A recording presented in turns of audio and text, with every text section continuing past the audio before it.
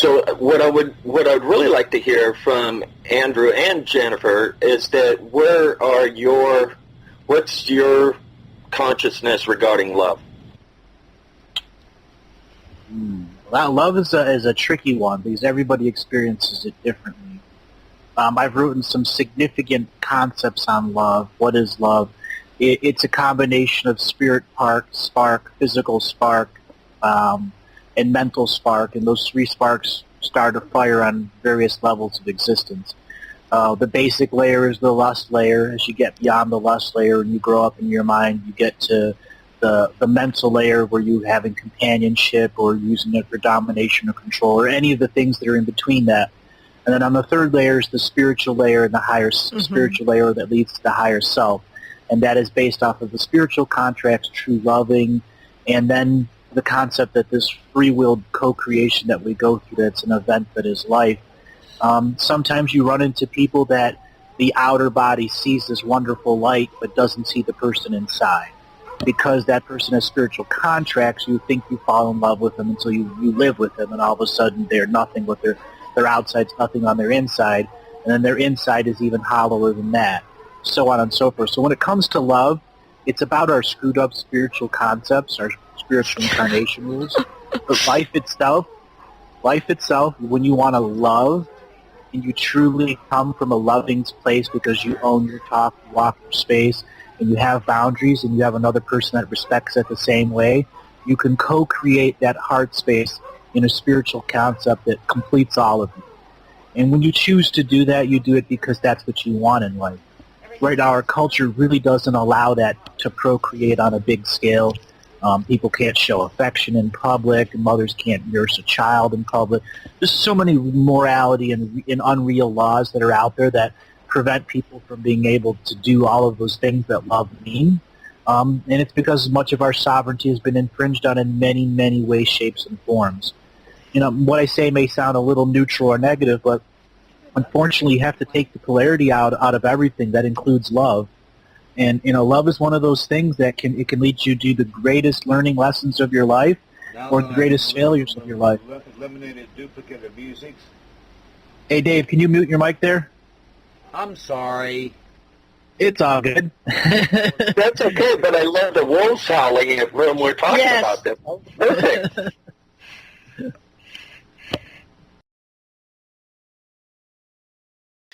Can you explain love from the neutral perspective? It is love without expectation or condition. You kind of answered your question there, without expectation or condition. That is the true form. And neutral love also allows for some polarity, because love is always in fluctuation, and love always needs some bit of polarity to keep the chemistry flowing, whether it's a male-female expression of polarity or whether it's a different sexual or sensual or mystical expression of that energy. It still requires the fluctuation of the sine wave into it. So it allows more perception of love on the different dimensions. And then there's love that you have for the different ancestral beings that you know, which is the love at a whole new frequency and scale.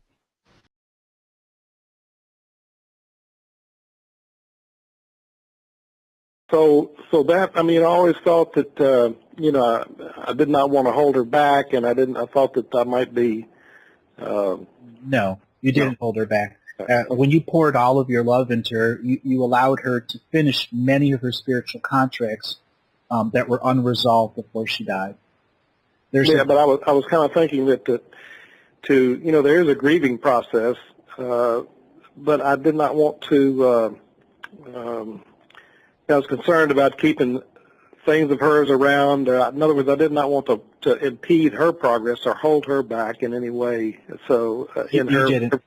Within a few hours of her passing, she had already gone to the light and already had her life with you.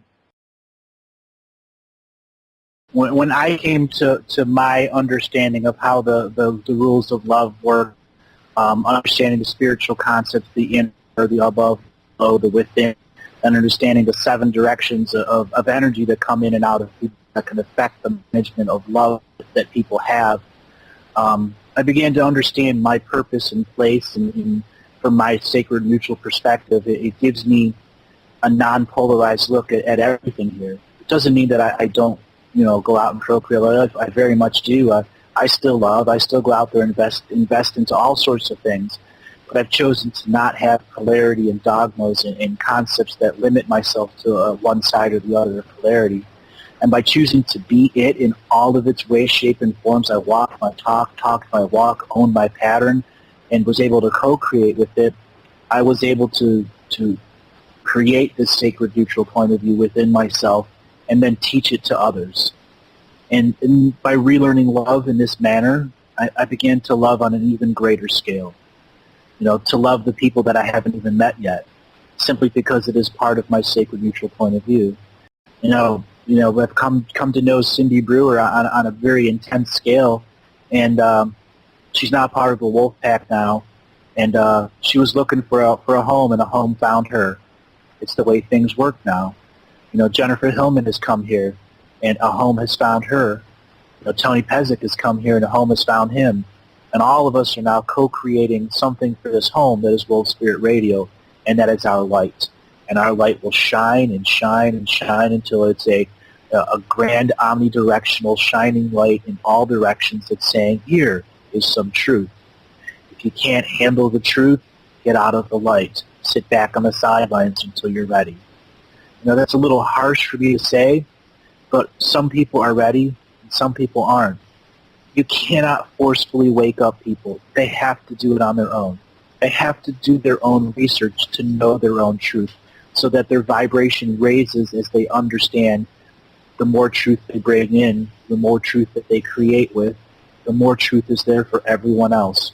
It is no longer left on the sidelines of despair and deceit because we started to hack through the lies and understand that truth is out there, and we are the ones that make truth important. When they make non-truth, they're trying to take the importance of truth away.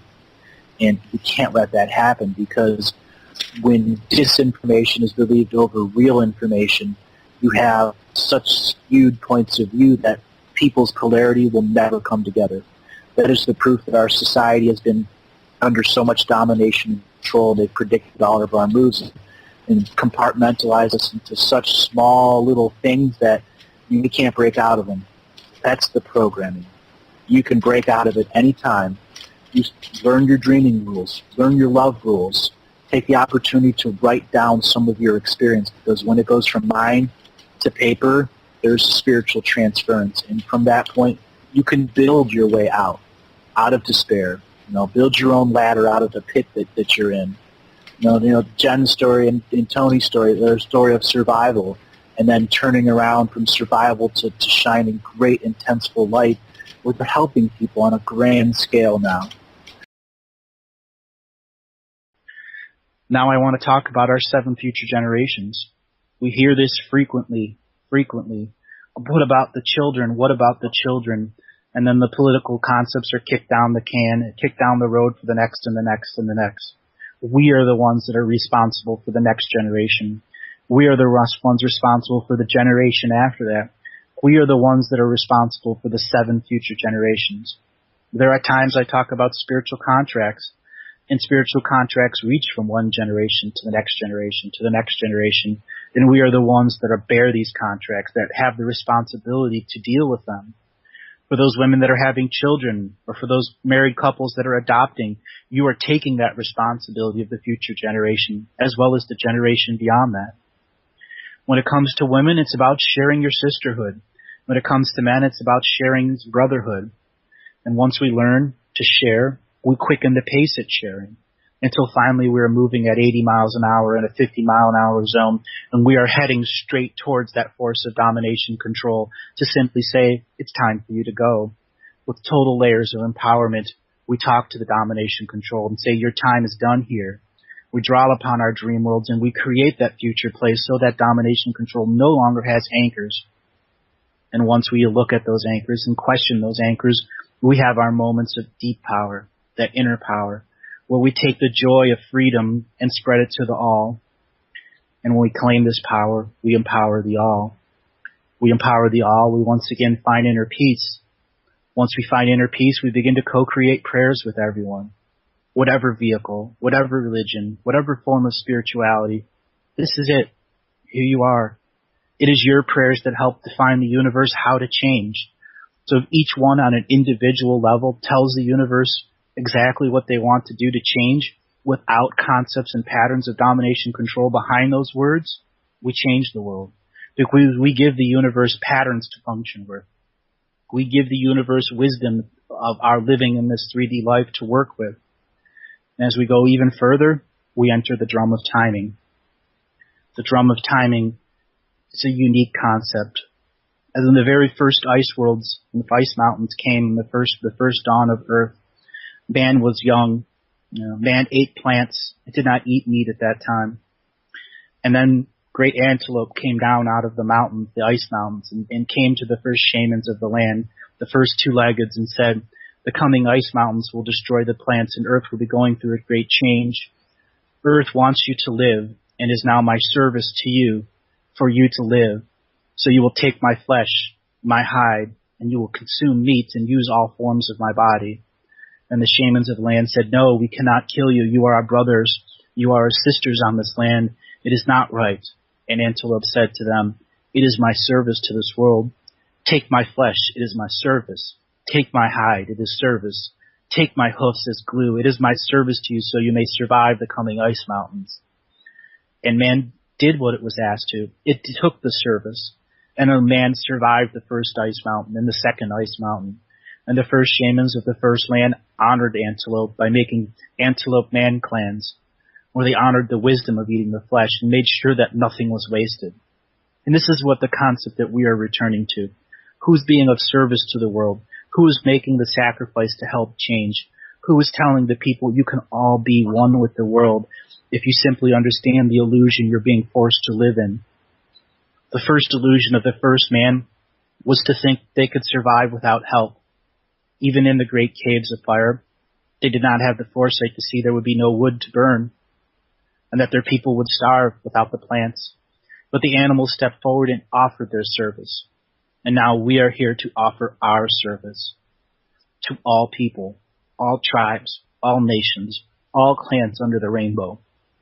So we can have a unified global culture, a unified global society, a unified concept of Dreamtime that we can give roots to and be honored as we're part of it.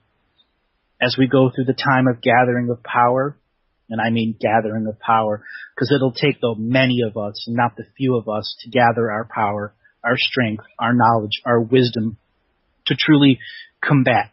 And I use that word lightly, because not everybody will pick up a sword. Some will pick up a pen or a digital document. Others will use their voice, and there will still others that will only see through the violence. But that's fine. We are going through a change, and not everyone will get it. But as long as we allow the truth to be our protection, that we are changing this world for the better, the inner omens will come to you about what your purpose here in this world is, what your reason here is, and how you interact with that truth will determine what layers and patterns you see. As the layer and patterns began to expand and expand, truth will be your protection in the face of fake knowledge, fake wisdom. And then there'll be the diversions, the things on TV, the objects in the sky, and the fear that runs rampant. And as fear runs rampant, it'll be people like me or any of the other 54 plus hosts here on this radio station that will battle fear, will battle that concept. So ultimately we can all take truth as our protection and transform ourselves like the butterfly, wrapping ourselves in a cocoon of wisdom and knowledge, love and empowerment, until finally we go through the dark times and come to the light times and simply look back on the past and say, by God, how did we do it? We did it by standing in our truth and owning our shadow and saying, no force of domination and control, you will not own my dream time. I own my dream time. It is my world. You have no presence here and are not wanted, and it's time for you to leave. And when those words resonate deep, we will transform through the cycle of movement.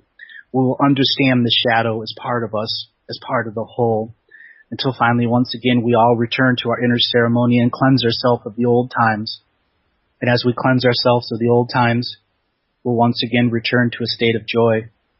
And that state of joy is something everyone wants. Because within joy, it is easier to find true love. You find your soulmates, find your purpose of love that is in this world, how to exchange love on its many levels, how to understand love, and how to share love's wisdom. Love has many forms of teaching to it, many forms of wisdom to it.